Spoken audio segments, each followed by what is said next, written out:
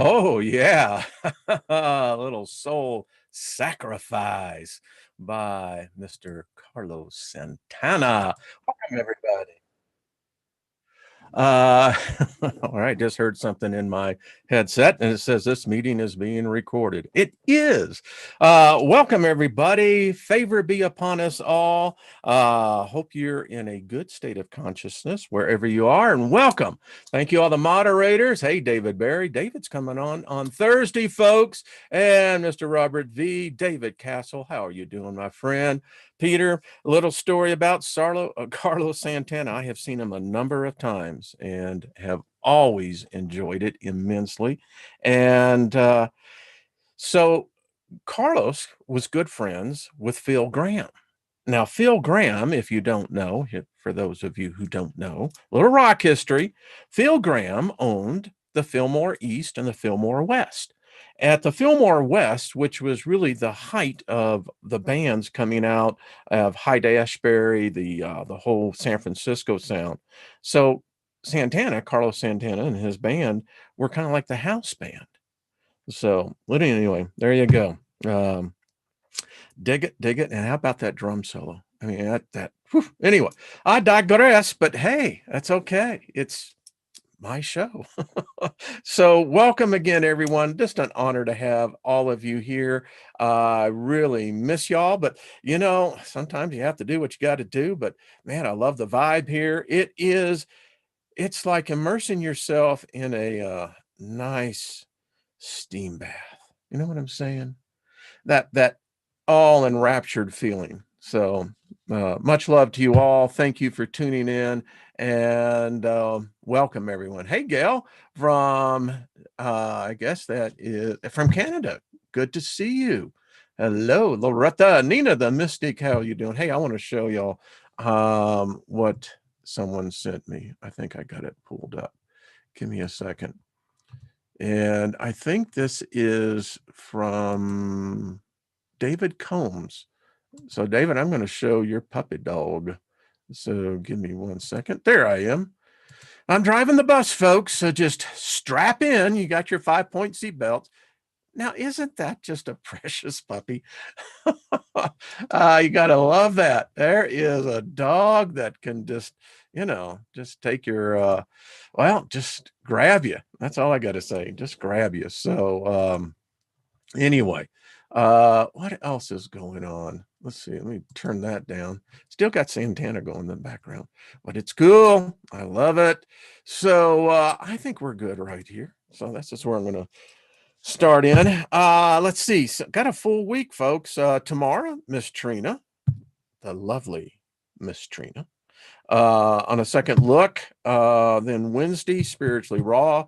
Thursday, David Barry is coming on. It's going to be a great conversation. I'm really looking forward to it. So anyway, there we go. Let's see what else. Yesterday was Brian Barnett's birthday. I doubt if he's still counting them. I don't know. I mean, do we put our lifetimes in like where the vision that I had? My lifetime was this opalescent stone, and the stone sat on a console of which there were other stones like it. And as I was told, those are the memories of all of my past adventures, or what we would call incarnations. And the place I went, I had my own room. It was my own space, but there was a presence there. There was an energy, the best way to say it.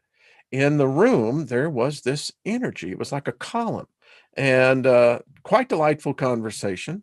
And this was a place where I saw in my vision where I meet with my tribe, and in between incarnations, yeah, you get a rest. You got to get a rest. Going through these things there and these carnations in here. I mean, yeah, it's draining. It was Brian's birthday, yes. Uh-huh. So there is, I am so far behind on my text. I have family that's not pleased with me, but okay, I need to get that. All right, so I know there's something going on there. I just need to get more informed. Maybe I can get Trina. Yeah, that'll be good. All right. What else is going on? So I knew today would be kind of a controversial subject, but hey, we got to deal with it because it's obviously whatever we're in, it's not working. I mean, let's be honest, it's not working. And I don't know how long it will take sapiens to, I mean, most of us are aware of this, and there are many others out there who are coming to the same conclusion. We're doing something wrong. I mean, the evidence is overwhelming. And there was a book I turned Trina onto, and it is a fascinating book. I love this book. This book is called Illusionology. Now, illusionology is all about the fact that life, creation, the concept of God, the concept of good, bad, up, down, is all an illusion. And you know, the thing about it is, sapiens love being deceived. We exist on deception. We deceive ourselves virtually from the day we get here. Why? Because this is not a very pleasant place, or is it an illusion that tells us that it's maybe a stacked deck? Hard to say where the rabbit may play, but this is what we can say. It ain't the way we think it is. So, illusions. Another good book by the entity channeled who called itself Bashar is that in the book of the Masters of Limitation, that's what we are. We are masters at it. And I contend that the trap really is believing. It's a trap. You know, because you get people who are so into their beliefs, they'll kill for it. They'll sacrifice themselves for it over a belief. And when you get so trapped into your belief, it doesn't matter what reality is or isn't. You've already determined on a predetermined script. So I'm just going to tell you, this is going to be controversial. If you're a person of religious stature right now, this may be hard for you to take. Many of us who have come out of it, we've realized this. I just think it just needs to be said. It may very well be that we are already free, always have been. But as they have shown through the Stockholm Syndrome, how we quickly turn on each other and how one becomes dominant and one becomes submissive. It's how we are trained. It's probably how we're hardwired. Our DNA is hardwired to be subservient to something other than ourselves, because that is ego, baby.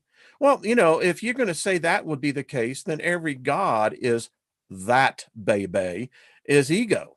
Worship is no worship. If you worship a God, if you pray to a God, all you're doing is feeding into a delusion.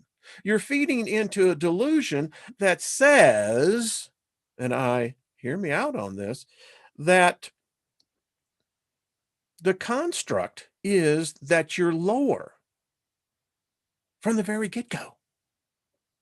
You call Jesus master.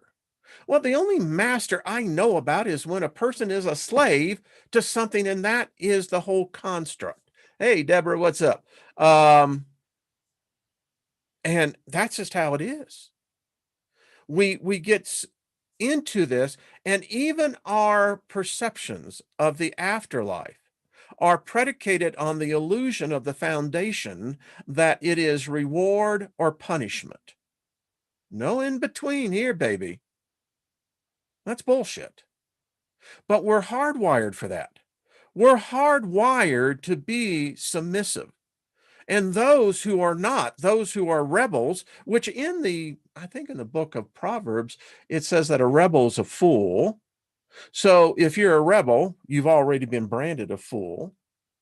That's okay, because every wise hermit was once a young fool. It's just how it is. So let's get right into it, because I got some stuff I want to cover. So a little thought to begin to prime the pump. So did you know? Here we go. Do you know that the Bible does not name a Christian God? Does not. So now we're going to begin to fracture the illusion. So what is it that this religion that literally they claim 2 billion people plus, what are they believing in? Because again, the Bible does not name a Christian God. It names a Jewish God. It names a Canaanite God. It names the Babylonian God, but it don't name no Christian God. So what the hell is going on? It's kind of like the thing that I keep telling people. Lucifer never harmed or killed a human being and has never asked, required, or demanded worship of any kind. But about that Christian God again. Well, we got a problem here. And here's the deal. Lucifer is not Satan. And remember, Satan is not Lucifer. Oh, the illusion gets deep. So here we continue on. Christianity is not Judaism. They do not share the same God. It is impossible for these two theologies, ideologies, beliefs to coincide with the doctrine that they share the same God. I mean, now you're dealing with a schizophrenic super deity. One side, I'm here, thou shalt not. One side over here, you eat no. I mean, but this is the illusion. So what are we dealing with here?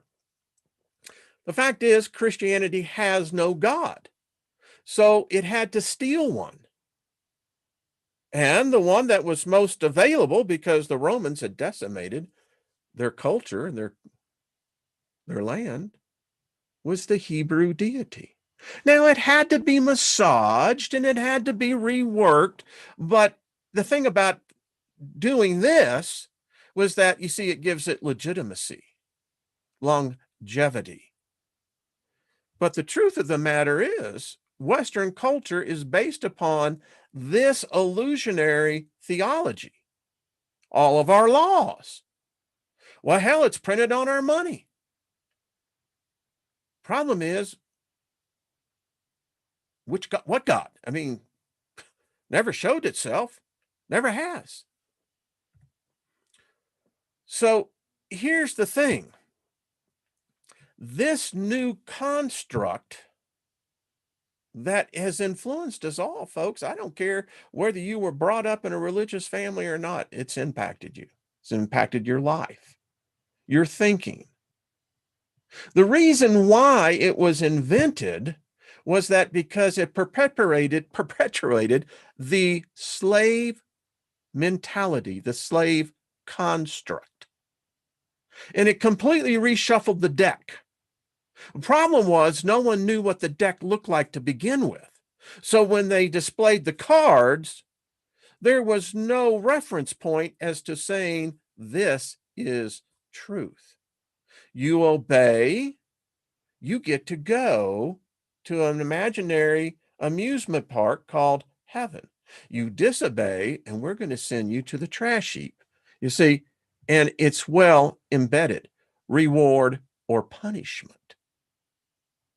Everything in this construct is based upon the slave construct, reward or punishment. Now, It's very interesting because if we're so well adaptive to this construct, one has to step back and say, but wait a minute.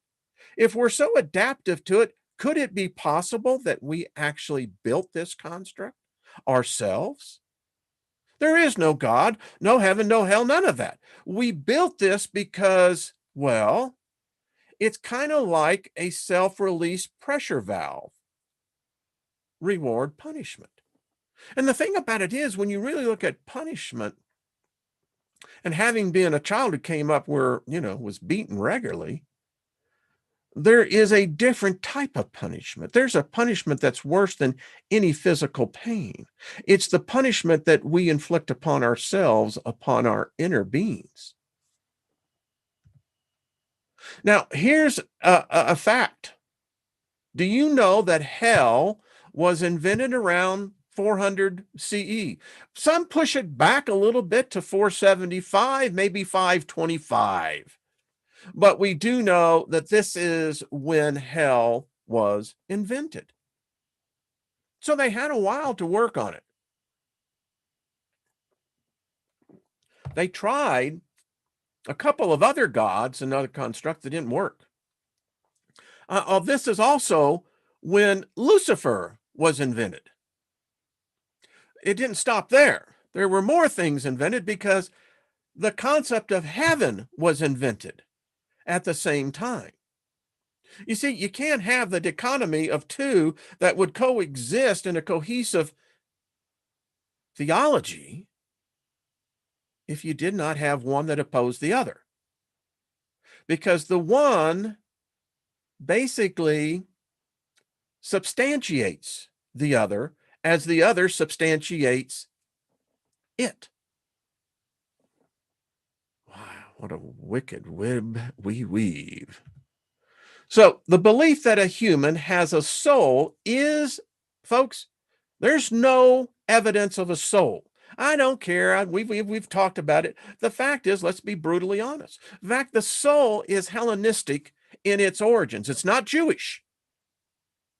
And we can thank Alexander the Great for this Greek, really where it comes from. Some say maybe a little earlier. The soul. Aristotle wrote a book on it. We'll cover it. It's a great read. But the point is that it's not Jewish, but yet it's incorporated today in all modern religions, all modern theologies, ideologies. You can also get into the metaphysics, the soul. And it may be that we're just simply entertaining ourselves with the make-believe that we have a soul. Because in fact, I don't know if energy can possess a soul. I don't think energy needs a soul. Because in essence, that's what we are, is energy, but we have become so, how should we say, addicted to our belief systems. I have to have a soul.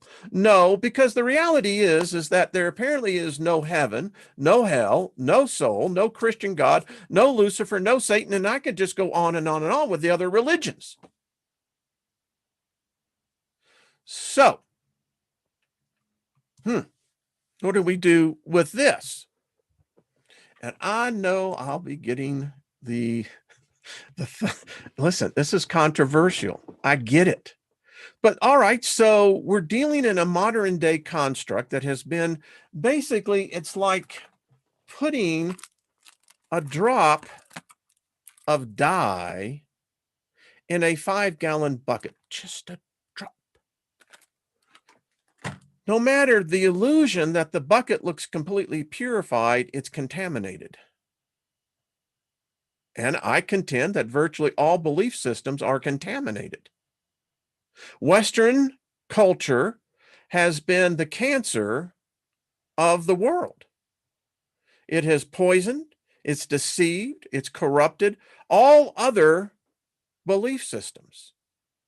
It permeates everything because, you see, it's actually permeated into the very thing that we really do worship, and that's materialism. Why do you think they invented the tithe? Why do you think they invented nonprofits? Well, because it's good to give. Says who? Well, it's the moral right thing to do. Says who? Well, you see, I think some people are going, yep, but this is tough. All right, so I do have a paper that let's peruse together. This paper is called To Hell with Hell, Death in the Afterlife in Psalms and Wisdom Literature. Let's go. The pop Christian picture of the afterlife is a dichotomy between eternal bliss and inhumane torment. When the righteous die, their souls leave their bodies to be in the eternal presence of God, going for a morning jog along the streets of gold and swimming in the crystal sea, forever singing praises to God in the ethereal, otherworldly, everlasting party, baby, where every night we get it on.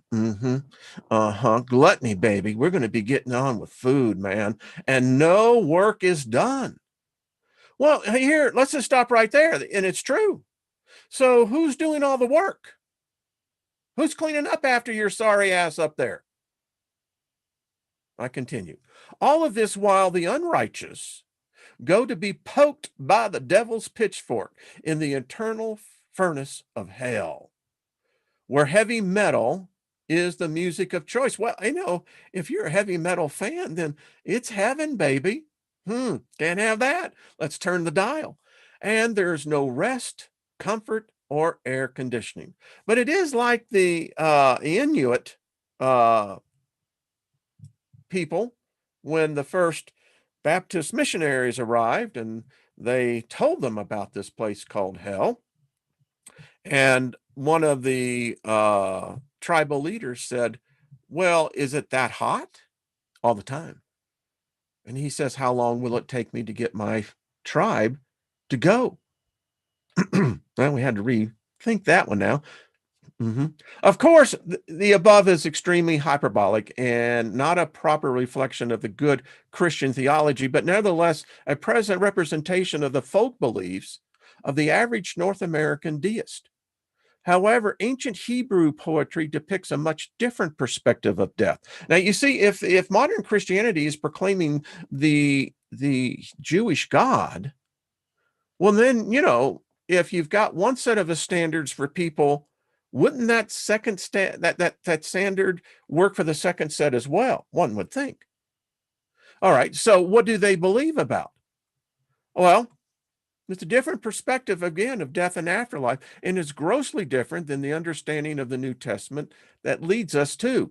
In the essay, we will define and describe the Hebrew picture of living and the internal state of the dead. We will learn all of this from the writings of Job, Psalms, and Ecclesiastic. Now, remember, this is setting the standard for the slave construct. Because you're either alive or you're dead, right? And we're going to look at the nature of revelation as it has progressed in Scripture. Ultimately, we will see in the ancient Hebrew poetry that there is no picture of the afterlife. The dead are believed to be dead forever, with no consciousness beyond life. Life in the early Hebrew paradigm, the human life was thought of as a unity, made up primarily of flesh animated by the spirit or breath, the ruach of God. When God withdrew his spirit, life ended and the body returned to the dust. There was nothing that resembles the Christian idea of the soul that continued on after death, but rather a shadow of the person detached itself and continued to eke out a bare existence. The whole person does not survive, but only a very small portion. This perspective of the physical life has significant implications for the afterlife, which will be explained more. Death's dichotomy. This is a good read. You're going to enjoy it. 37 degrees here this morning. Yeah, that global warming.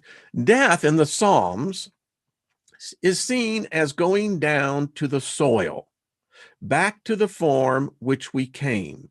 The soil where the worm consumes, going to destruction, down to the pit, to silence, to a place of darkness, to to an extreme sleep from which one never wakes up. Now, I don't know about you, but instinctively I rile against this because it means my life is, and your life didn't mean shit, didn't account for a goddamn thing. Yeah, I'm very blunt today. The words primarily translated to depict death and the afterlife are Shiloh, the land of destruction, which is the most dominant, and abandon, the destruction, the ruin, which is least common.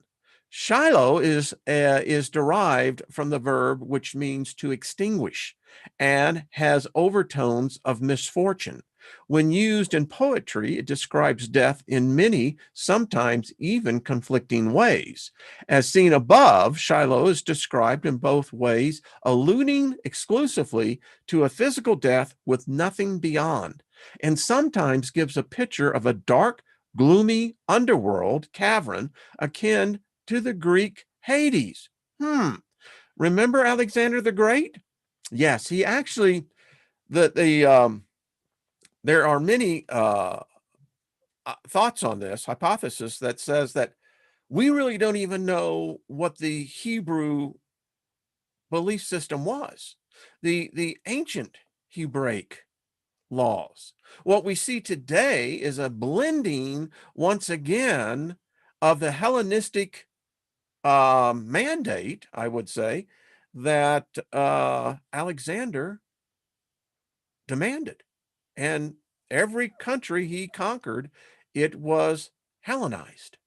Now, you can believe what you want. It's fine with us. But you have to understand, we're going to bring in your belief and we're going to assimilate you. Now, you're going to feel like you're a free agent, but actually, you have been assimilated. Most of the biblical images paint Shiloh to be a place of indefiable structure and geography. Some passages describe it as totally outside of Yahweh's jurisdiction. Hello, Lilith. And other texts asserts Yahweh's power over Shiloh. Now, this is, again, gets really interesting because there is a passage that says that this Yahweh dude or deity cannot be in the face of sin. Well, okay, so if it can't be in the presence of it, then how would it be ruler over it? And then that gets into the construct, well, if you can't be ruler over it, then who is? And if it's somebody that is, well, is there complicity going on here? Again, why would Satan want to have hell? Why would Lucifer want hell? It means that he would be basically in a limited partnership with Yahweh. Well, that doesn't work, Steiger. All right, so moving on. What is consistent throughout the literature is the fact that Shiloh is, in fact, an undesirable place to go. But all people will eventually find their way there. Well, doesn't that just make us all feel really good? I wonder, where have I read this before? Oh, yes, I see. And I also have the Tibetan Book of the Dead. So again, and this, by the way, most likely predated the Hebrews, but I digress. It is the abode both of the virtuous and the evil. Doesn't that suck? I guess Billy Joel really was right. You Christian girls just wait too late. I'd rather, what is it? I'd rather laugh with the sinners than cry with the saints. Yeah. It is not until after Babylon captivity that the theology with a more desirable afterlife is developed. Well, I see, there's another thing. So we're now already 2-3 generations past what was the original belief system. And that's the thing about belief systems. You make them up as you go. Look at the Catholic Church today. The Catholic Church is having to rewrite itself. When you look at the Second Vatican Council II that came together, the problem is the Old Testament for Christianity. It has two different gods. But there, as long as we can keep you believing that there is a God like this and the whole Jesus thing, because only a slave needs a savior. Think about it.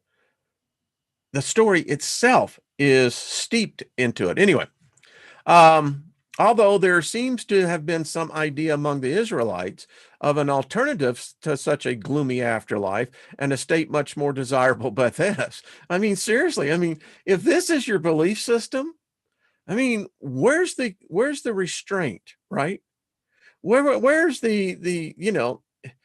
is the need to learn a lesson? Where is the need to ascend? Because in this scenario, and folks, listen, we all have to be honest with ourselves. It covers this whole world. And look what has happened. I contend that most of what you see in alternative metaphysics and other counterculture belief system is a result because this would drive mankind to extinction. No hope of an afterlife. And you can see how they had to change the whole thing. Very depressing when you think about it. And so we had to now interject into the illusion, well, we got to give them a little bit of hope here. It says this idea is also presented by the psalmist in chapter 49. We're not going to, it says, yet God will redeem my life from the power of Shiloh, for he will take me. Well, this implies that God is not directly involved in bringing people to their deaths, though he is no doubt behind the process. Who's behind the death process? Had this discussion yesterday with a person. I said, so, they were deeply into, the belief system that I came out of. And I said, the fact that your God kills, murders, and even has to put into this thing of somehow saying that the flesh is corrupt, wrong. You make people hate their bodies. You make people hate themselves. And then you want to come and start preaching to me about some kind of redemption for what? I don't like your God. It would not do me well to be in the presence of your God. Your God is not who you say it is. And then you get into this thing about death. And then we've got all the genres dealing with death.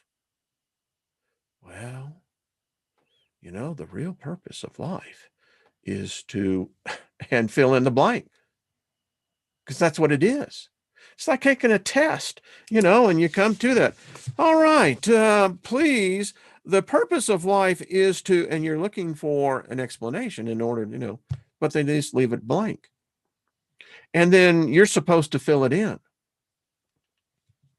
Yeah. So now the early Hebrews' idea of a desirable life was not all the immortality of the soul, but evidence before death of the continuation of the family line through successive generations and descendants. The shadow, quote unquote, that survived and continued to live after death was not a literal living piece of the person's life, but instead the memory of the deceased person in the minds of their families. Immortality of the righteous, they believed, was not the individual living forever, but instead the family legacy and the community continuing on. For those whose lives were lived well and fulfilled, there was no need for the life to be prolonged after death, simply because it was fulfilled. Because the dead know nothing.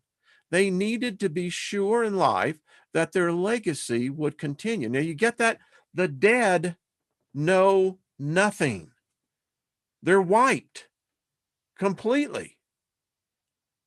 You see what there's pieces that are embedded in virtually every belief system out there, religious, non-religious, etc. Wow. It says that complements Israel's future hope, and it was seen collectively. So that's really interesting because they believe in the kingdom and the family, that the individual's gone. You're out of there. I read on, I said, even if one did not survive to see Israel's future glory, they saw themselves as being vitally linked to the community. If one dies apart from a fulfilled life, then the fear of Shiloh is simply the prolongation of an unfilled life. Yeah, I guess that would be undesirable. No matter how long and prosperous the legacy of one's community may be, death is inevitable for all. Now, we in modern day would look at this and say, well, that sounds like hell. But then again, we're not truly looking at this through the eyes of a person 4,000, 5,000 years ago. We have no way of having anything in common with a person that lived 5,000 years ago. I don't care what they wrote. Time will erase that. And today, all we deal is with a bunch of words that say that this was this was that. And you're supposed to be gullible enough to simply accept it in face value. Well, sure. Yeah, I believe that. Yeah. Says, if it is inevitable, then why would there be such a fear of Shiloh? Why is something so sure, so horrific for the psalmist? The psalmist describes Shiloh as a place of silence where there is no more praise to Yahweh. And the writer expresses a fear of being cut off from God's hand in providence. The inhabitants of Shiloh lie in the grave and do not get up, do not praise. From youth, the psalmist had been terrified of such an inert existence. This would be the worst tragedy of all. Now, if you read David's life, if he lived, he was a rebel, you know. I mean, his son Solomon screwed more women than, no man can ever compete with Solomon. I mean, I don't know if the dude was having coitus 10 times a day or what, but anyway, but David kind of put that seed into Solomon. Davis was a very vicocious fellow, and did a lot apparently to piss off the deity that he worshiped. So, yeah, I guess if he's so fear of death, I mean, yeah, I don't know. Maybe that fear wasn't as founded, but anyway, I digress. Even the state of the most evil person is preferable to that of the most righteous who have died without blame. It seems that the fear of death comes from one's belief that their life is yet unfulfilled. They fear that they will be forgotten. Not only does God not remember the dead, but the memory of the dead eventually fade away from their families as their body decays in the dirt. The person's shadow that survives is eventually gone from the memory of the community. Their identity is nothing without the community. And this is what I contend as well. No modern God, or even no ancient God, can exist unless people worship it daily. That's why they instruct you to read those holy books every day. You have to spend time reading the word. Yeah, Well, it's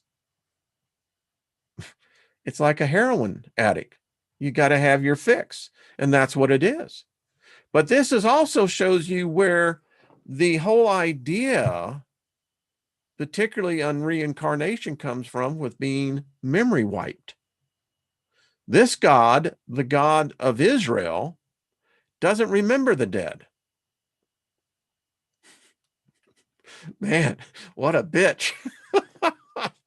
I mean, seriously. Um, I want to move on with this. So he talks about here the good life to live. Shiloh seems to be spoken of mainly in connection with the wicked and under the background of a divine judgment. But the poetry book gives a different, nearly no information regarding the alternative to Shiloh. There is no binary opposite to Shiloh in the sense that the blessed go to enjoy a beatific afterlife. Oh, this is really sucking, isn't it? All my life I remained, So what about Psalm 139 that seems to say otherwise? If I ascend to heaven, you are there. If I make my bed in Shiloh, you are there. It suggests heaven made for the righteous, eternal dwelling. But here, heaven and Shiloh are misleading to the Christian mind. The psalmist is not referring to the next life, but is saying that in this world, too, he cannot escape God, neither in the skies nor the earth. When reading it with a Christian mindset, we automatically come to the conclusion that this is what the psalmist is referring to. But in his world, there is no such idea of heaven. A modern day illusion. And if heaven is, in fact, now, by their own Bible, showing it is make believe, it doesn't exist, how much more than hell? If anything, this would suggest that the precept of hell is more dominant than a false illusion of a heaven. Wow, you see, the trap is deep. Now, it's like walking in them. How many times have you been on a beach and you've walked on those tar balls? Doesn't that piss you off? And then, you can't get that crap off, right? I mean, you almost have to use, paint thinner to soak your feet in. You know what I'm talking about. So where is the good life to be lived? If not in eternity with God? Now, you see, when you read to the book of Revelation, well, they had to do something to bait you. You know, you're going to come up to heaven. You're going to have the gates of heaven. Oh, really? This character Paul, he writes this blasphemous ideology out of the pit of hell, telling people that there's 7 levels to heaven, when that is no basis of foundation other than his theology, his madness, if he ever existed. If God's providence doesn't reach Shiloh, then where life can be lived the closest with God is on earth, where praises can be sung to him and life can be enjoyed. Therefore, the Kohelet commands joy, for man has nothing better under the sun but to eat and to drink and to be joyful. For this will go with him in his toil through the days of his life that God has given him under the sun. This is Ecclesiastes. We should eat and drink in gladness, knowing that God himself delights in what we do. Now, I can tell you in the Pauline epistles where he said, all things are permissible. It's just not all things are profitable. So why do we have all these do's and don'ts? They're self-inflicted. Now you're beginning to say, well, you mean I wasted my whole freaking youth to to this? Hey, I loved my youth. Anyway, in the book of Psalms, it seems to imply that the dead eventually rot away, which would also imply not so much of a conscious afterlife, but simply as a physical death entering non-existence, as it is talked about in Job and Ecclesiastes. At the very least, it could also imply some sort of temporary consciousness before wasting away to nothingness in Shiloh. Oh, that sucks. I mean, whoa. This, in continuance with the theme of immortalizing the community's legacy, could contribute to the fear of death. No shit.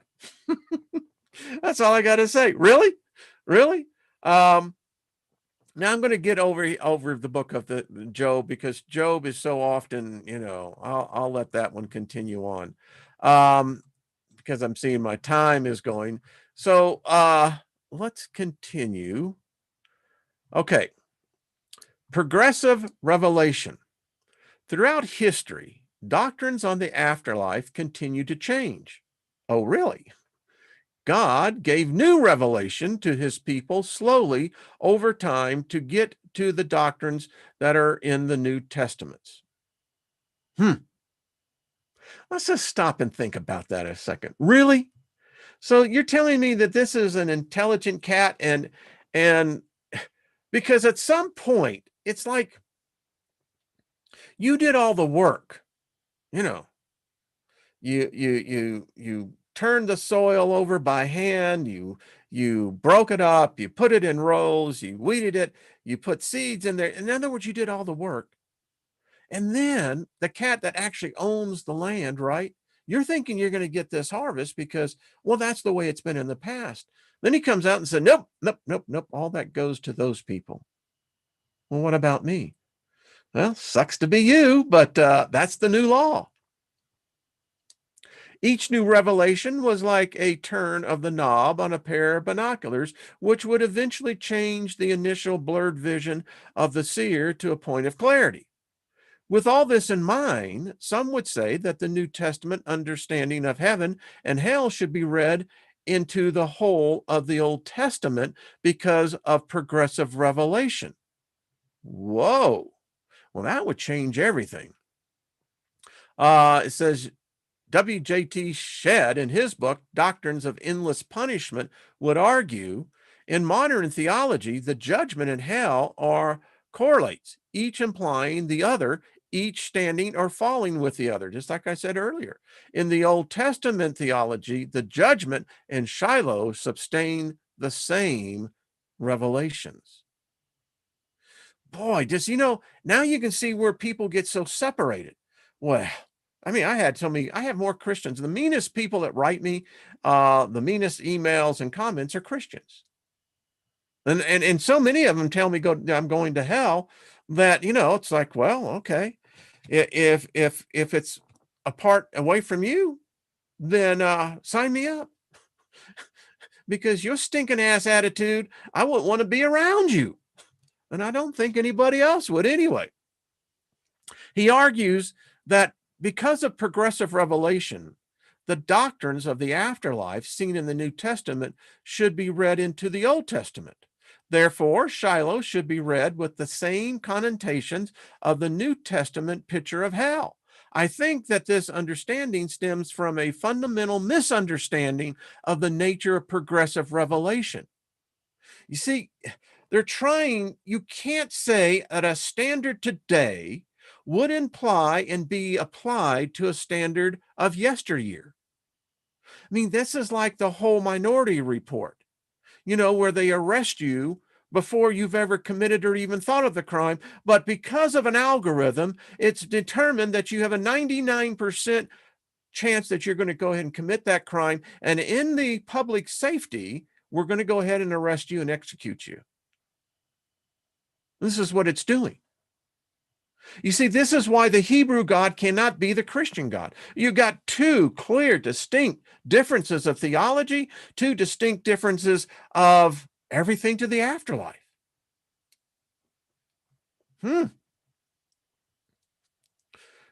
This guy said, I would argue the very opposite.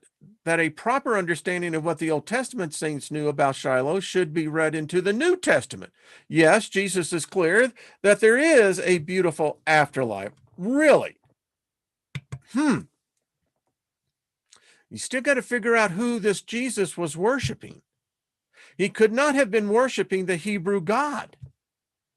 The Hebrew God is not known as daddy, as father. He'll slap your ass down real fast on that one. So we're stuck with, then, if this Jesus cat really is what they say, well, who's he representing? And he's certainly mixing a lot of, why? Because could it be it was made up to begin with? I just, But the New Testament saints, having only the Hebrew scriptures to inform their understanding of the afterlife, would have used Old Testament imagery in their teachings. This is how it must be for all of the scriptures, Old and New. Well, now we're under a conundrum here. Because you see the problem? Yeah, I know you do. And, listen, I've heard it all. Still am an ordained minister. I wouldn't do anything to touch that. I know that book. Know it better than most people out there. Not saying that I'm anything. I'm just saying that, you spend 50 years of your life. And the problem was that there was always a conflict. Always. And the problem that I see and still deal with a lot of people who write me and ask for help is that they still have this fundamental fear of death, punishment, reward. So if you want the paper, let me know. Be more than happy to. And the thumbs down is cool because, this is what the idea is. This obviously is shocking, their theology, and it happens, and it's not to say that, it's good or bad.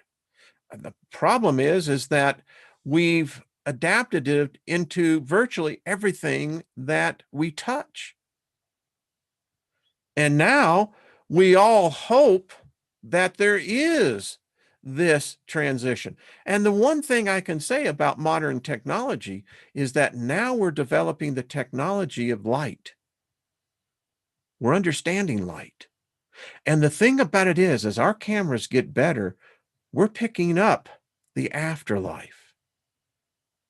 We now know scientifically that the afterlife does in fact exist. So the question becomes ever more important. Than if it does exist, then what is its structure? What is it that we have been denied for thousands and thousands of years to explore? Think about it. They shut us down. That's what religions do. They shut it down. No longer are we free to explore this life and the next one, because it's very obvious that the afterlife comes back here to visit.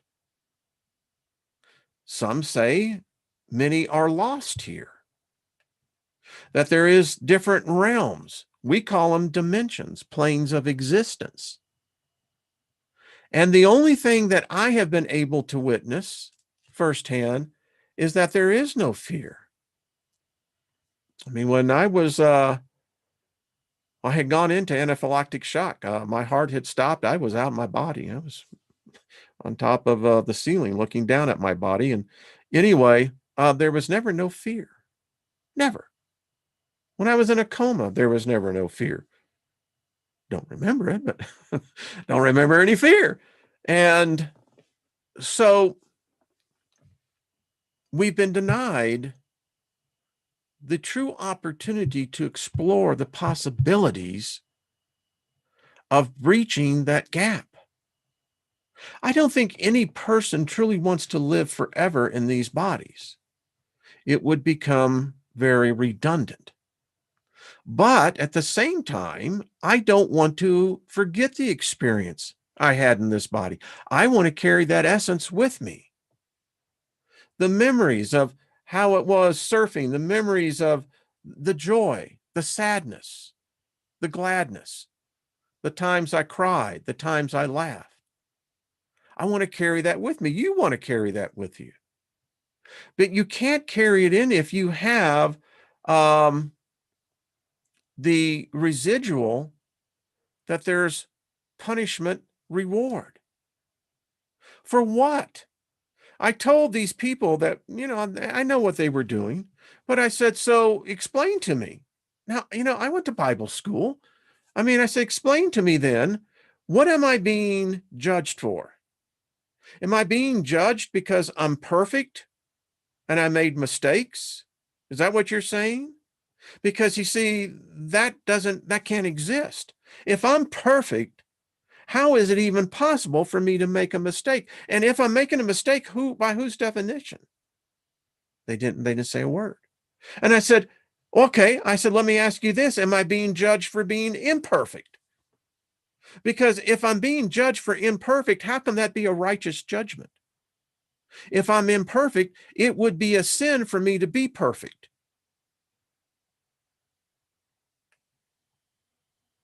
And that's what I got, silence. Well, we're going to continue to pray for you, brother. Well, tell you what, save your breath. Don't need it. Hello there, Jenny. Write me, hon. I'm going to send you an email. I want to get you on, dear. I have some things I'd like to cover with you. So, anyway, folks, we got to go through this for time and time again, it seems like, but I'm telling you, there is a release, there is a freedom when you get beyond the paradigm. When you get beyond this construct, we are not slaves. Even if that is what they created us to be originally, we have outgrown that. We have become bigger than them. We have become probably like them. And that probably scares them.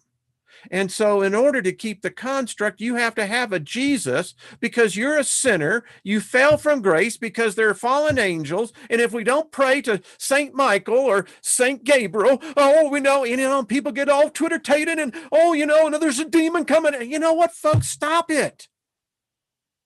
You're better than that. You're of a higher origin than that. Even if we started out low, we have far exceeded what they ever hoped to be. And the only way that they can control us is by you going to the afterlife full of fear. I don't know what goes over there. You're welcome, David Barry. Much love to you. But we got to get out of this, folks. We are magnificent creatures. We are beings of extraordinary qualities. We are of a race that is not defined by physicality, by skin color. We are a race of beings. We are beings that came from the universe. We came from a place that they don't even know about it here. Much as to what Lilith was trying to describe, there is a place that we can't even comprehend. But if we plant the seed within us, that seed will eventually open the door for many of us to get a glimpse, and that's all we need. Okay. I hope this was fun. I enjoyed it. I got my notes all here. This is, it's very, listen, it may very well be that we are already free. You and I, all of us. And we pass over to the other side, and then we get really pissed. We say, damn it. Damn it. But it very well listen, if humans built a construct that we exist in, which apparently that's what they use, then I believe that a version of us may be us. We built a way out. And maybe we're all sitting on the outside going, well, maybe the illusion is we're still inside because we don't know what the outside looked like. Whew. Another road less traveled. Much love to you, Deborah. Oh, all right, folks. So uh, it was good. It's good. And thank you for the thumbs up. I appreciate that. If some people would just expand their thoughts, it's all right. If it rubs against you, iron sharpens iron. I read books purposely that go against it, and even books that, are very religious in their orientation. Why? Because, I'm sure that there's a gold nugget in there somewhere. And, I go by the belief that you become wealthy by picking up pieces as you go. And eventually all those pieces become a real big thing. So, oh, I forgot to give the hug. Sky Pilot. Hey, sorry about that, buddy. All right, big hug to the world.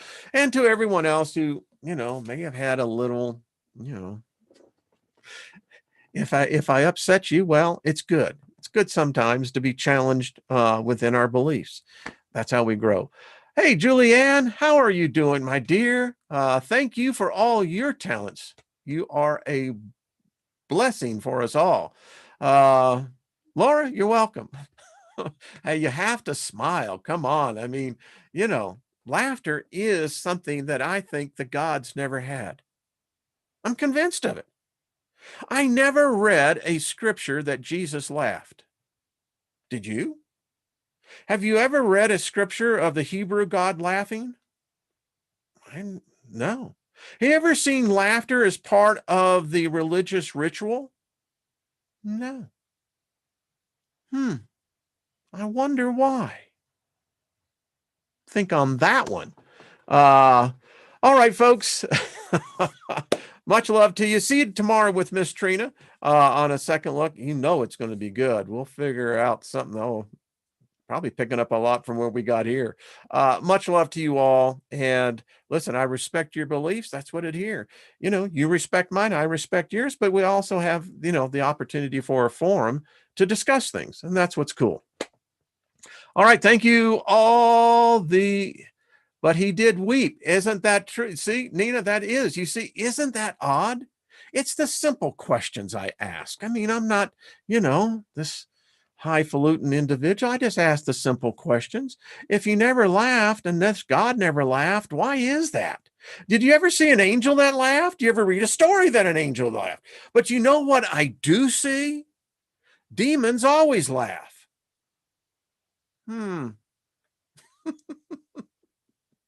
I don't know. All right, everyone. See y'all tomorrow. Be good or be good.